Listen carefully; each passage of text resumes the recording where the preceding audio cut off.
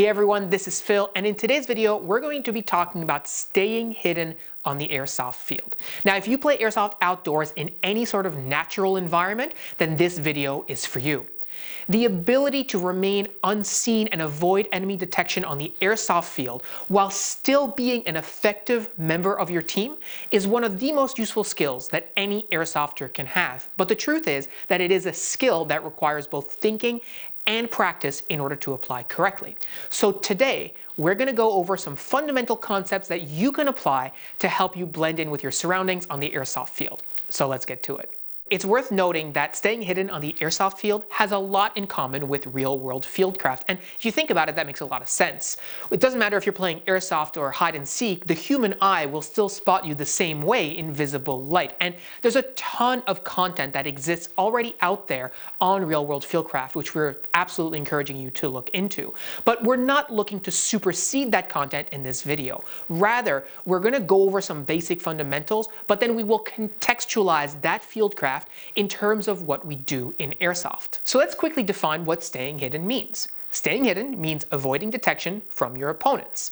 Now, when it comes to being detected by an enemy player, there's largely two ways in which they can detect you. They can see you, or they can hear you. Now, more uncommonly, they can also smell you, and I include this here because I absolutely have been downwind of another player who was smoking a cigarette or wearing heavily perfumed deodorant, and I've been able to detect them that way. And it's obviously not very common, but if you plan on being super sneaky, maybe you skip the Axe body spray today. In any event, there's largely two ways that you'll be detected, either by sight or by sound, and we're going to start with sound. Depending on the area in which you play, as well as wind conditions, sound can carry quite a distance and can easily reveal your general location to your opponents. Here in Newfoundland, for example, the forests where we play are very dense, and it's very easy to hear someone bushwhacking through the woods well before you can even see them. Even in areas that are less dense, most people, let alone airsofters, are not accustomed to moving through the woods, and even less so at doing so noiselessly. Consequently, even if your forest is less dense, you need to be cautious about how you walk, avoiding surfaces that will make noise under your feet, such as dead leaves, branches, puddles, or even big rocks. And that's just talking about watching where you step. There's also the whole side of avoiding getting caught up on branches or foliage, thorny shrubs, and so on. Once you start moving through the woods, there are tons of ways for you to inadvertently make noise that you need to be constantly on the lookout for. Then you need to look at the noise that your airsoft kit makes, including metal buckles, Velcro, fabric rubbing against each other, beeps from your radio, and of course, high-cap magazines or BB loaders rattling around. If you're playing a longer game, perhaps a milsim, and you're carrying a larger pack, this is also a potential for additional noise, depending on the size of the pack, if it's supported by a frame, and also how you've packed it. For example, if the contents tend to shift around in the pack, this can create additional noise. And if the pack is quite large and extends over your head, that part could get tangled up in branches, creating additional noise. Finally, when it comes to your comms, you need a headset. If you don't have a headset, I don't know what to tell you. One great way to minimize your sound profile is to move with the noises that are naturally around you. For example, if you're playing in the woods and it's a little bit windy, well, when the wind rustles and blows branches around, you can use that noise cover as an opportunity to move. Or if you play next to a road or a highway like we sometimes do, sometimes big trucks will come by and put on their air brakes, which makes a lot of noise and is a great opportunity for you to conceal some of your own sound profile.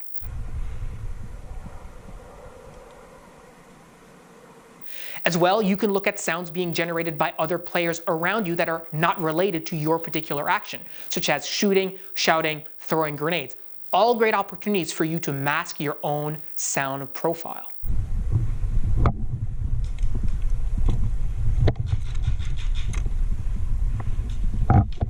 Finally, take a moment to consider the wind direction and understand that if your opponents are downwind from you, that is in the same direction that the wind is blowing, it is much more likely that they will hear you making noise, moving, and so on.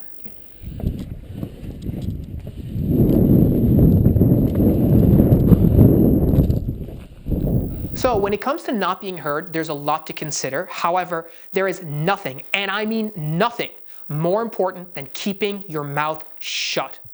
In the 16 years I've been playing Airsoft, I can't even begin to count the number of times that my opponents have revealed their location to me because they or someone on their squad started talking out in the open at a normal indoor speaking voice. Either talking on the radio, talking with their teammates, making small talk, whatever it is. Now, I get it. Airsoft is a fun hobby for us, and we're excited to be taking part in this hobby with like-minded individuals. Hey, did you see that new product from that place? Or, I got a new toy coming in the mail, I can't wait to get it. Like, listen, I understand, believe me, but there is a time and place. And in the middle of the woods, during a game, is neither the time nor the place. This can actually happen to many of us, especially when we get complacent. You know, if you've been playing a long game and maybe you've been holding a particular sector or waiting for an ambush that's just not coming, and you start to get bored and you get complacent, and the next thing you know, you're talking and you've revealed your position to your enemies. It's extremely important to be diligent. So when you're trying to stay hidden, when you're trying to avoid having your enemies hear you, whispered communications and hand signals should be your go-to. And this is good practice for all airsofters who are trying to remain hidden, not just recon team during milsim games, etc. All airsofters would do well to heed that advice. Now let's move on to talking about sight. And this is typically the first one that airsofters tend to consider because most of us hit the field with some sort of camouflage. Now, camouflage works by blending us into our environment by matching our colors on our body to our environment, as well as breaking up our distinctive human-shaped silhouette. Militaries around the world tend to design camouflage based on what works in their local environment. So for example, CADPAT, the Canadian Disruptive Pattern in temperate woodland, is absolutely excellent camouflage for use in the temperate woodlands of Canada. However, as many of you may know, there is also an arid version of CADPAT, so a digital sand-colored pattern that was meant for use by Canadian forces in our long campaign in Afghanistan. As well, in Canada, we have winter whites or winter overalls because, well, Canadian winters, right? This is an important thing to understand about camouflage. It needs to be environment appropriate. In North America, we see a lot, and I mean a lot, of multicam. Even here in Newfoundland at our local fields, we see a lot more multicam than we see CADPAT, despite the fact that CADPAT is way more effective and multicam, as we've talked about before, is largely garbage in our area. Most of these airsofters would be much better served with a set of surplus CADPAT or even M81 Woodland for airsoft play here in our province. So that being said, if you're looking for an effective type of camouflage for your play area, a good place to look is to start by looking at your country's military and see what they're using or what they have used previously for home-based exercises. Using that pattern will likely be much more effective than trying to copy whatever an airsofter says is effective on YouTube. And yes, that does include us. Sure, I think CADPAT and M81 are very effective camouflage patterns, but I have no idea where you play, and I therefore have no idea whether or not it'll be effective. So don't use them just because I or somebody else likes them. Make sure that they're actually effective in your area first. The thing about avoiding being seen in airsoft is that for most airsofters, it stops with camo. They slap on a pair of camo BDUs and that's it, job done. But the reality is, job not done, not even close.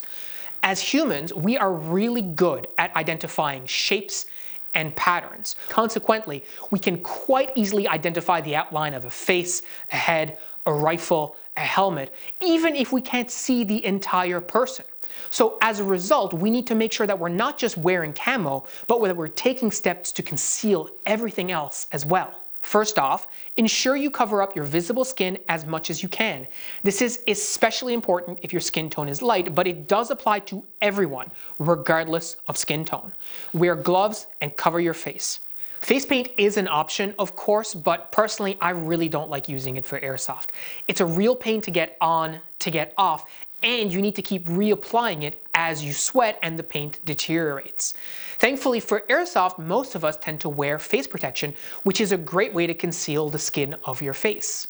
My Delta Mic Face Pro, for example, in Woodland pattern, actually covers all of my lower face as well as my neck and only leaves a little bit of my nose visible. Some Face Pro will even cover up your entire face, including your nose, which is great. Next up is your helmet. Now, lots of airsofters, including myself, love to wear helmets, but helmets have a very distinctive shape. Despite this, Camouflaging your helmet by either using a fabric helmet cover or fabric scrim is surprisingly uncommon to see on the airsoft field. In fact, when I think about our local field over the years, I can count on one hand the number of players I've seen show up to the field with a fully scrimmed helmet. I myself only started camouflaging my helmet a few years ago after we did a test, and I was able to see with my own eyes how visible my uncamouflaged helmet was in the foliage. So if you wear a helmet, you absolutely need to take steps to camouflage it. One other thought about helmet concealment is using local vegetation and adding it to your helmet by using either a helmet band or vegetation straps. Now, this can be pretty effective, but it's worth considering what and how much you're using. For example, using tall grasses might be very effective in one particular area, but as soon as you move to another area, it might be a dead giveaway. So you really want to think about how you're using it. The other piece of equipment that you're going to need to conceal is your rifle. As we've said before, rifles have a pretty easily identifiable shape, and most airsoft rifles come in black. And the easiest way to correct that is to paint it. Now, this is a very divisive topic. Many airsofters do not like to paint their airsoft guns, either because they like the black look or they want to keep the original color for collection or resale purposes, which is totally fine, but is not effective in terms of concealing the rifle in a wooded environment. You can certainly use camo tape or some sort of custom-made scrim for a less permanent solution, but the easiest way to go about this is to hit your rifle with 2 different colors of ultra matte Krylon spray paint. A good paint job will take you less than an hour, factoring in dry time between coats. Is it going to mean make or break? Well, that's for you to judge. But if you're taking all these other steps to get concealed on the airsoft field, why would you skip your rifle? While you're out there spray painting, you also want to take a second to hit any part of your kit that is also standing out, such as your GoPro mounts and anything else that might stand out against the backdrop of your otherwise camouflaged profile. So we've talked about your personal camo, we've talked about your BDUs, we've talked about camouflaging your rifle and your equipment. One of the things we haven't talked about as a solution for remaining concealed on the airsoft field is the tried and true ghillie suit.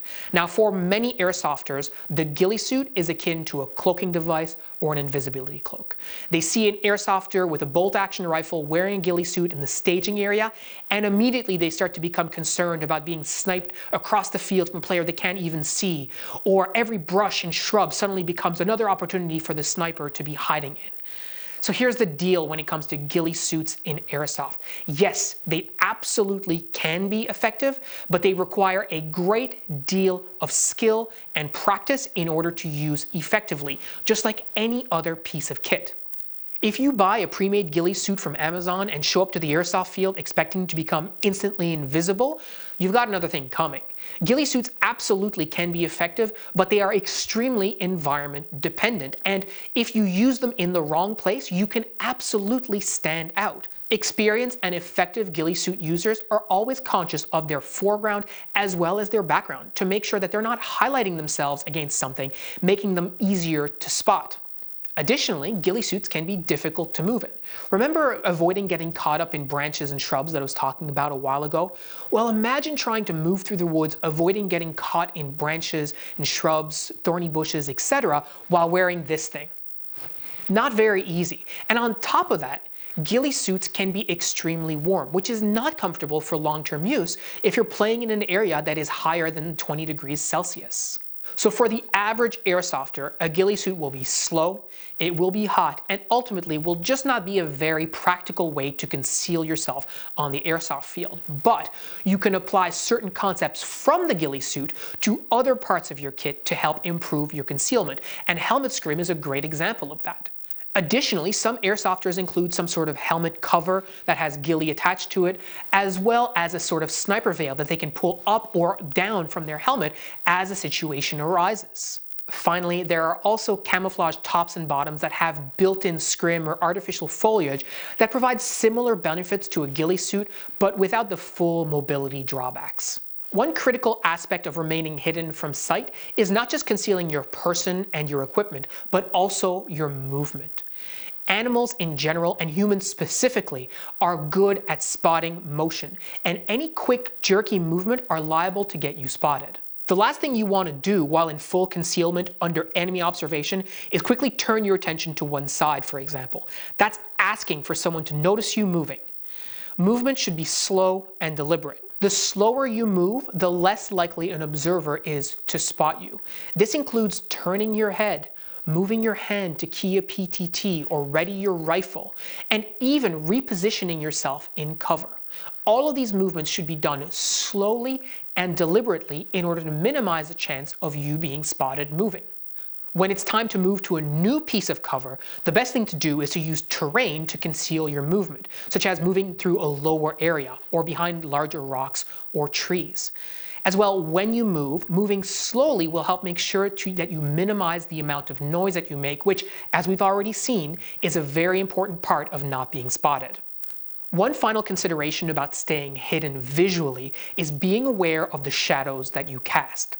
In a bright, sunny environment, your shadow can easily betray your position. In my years playing Airsoft, I've been able to spot enemy players around a corner or coming up on a doorway many, many times.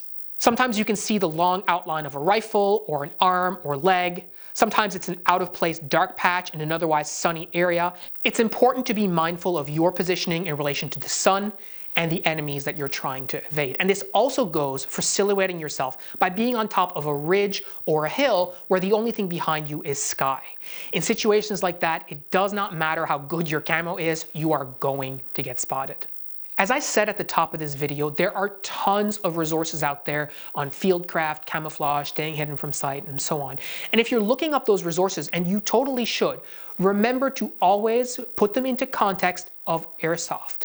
Real-world applications might seem really cool, but they might be total overkill or even detrimental for us on the Airsoft field. So always think about what you're trying to achieve with this information in the context of Airsoft. Sure, you might fancy yourself a super sneaky ghillie sniper, and that's fine. But for the vast majority of airsofters, we would be much better served by completely covering ourselves up, wearing environment-appropriate camouflage, moving slowly, and keeping our traps shut. Hopefully you found this video helpful. Make sure to like and subscribe. Most of you watching are not actually subscribed, and it will be really helpful if you would subscribe to our channel. We also have a link to our Discord community. It's an international community of airsofters from all around the world: Portugal, France, the United Kingdom, United States, everywhere around the world, and we would love to have you join. The link is in the description. Thank you so much for watching, and we'll see you next time.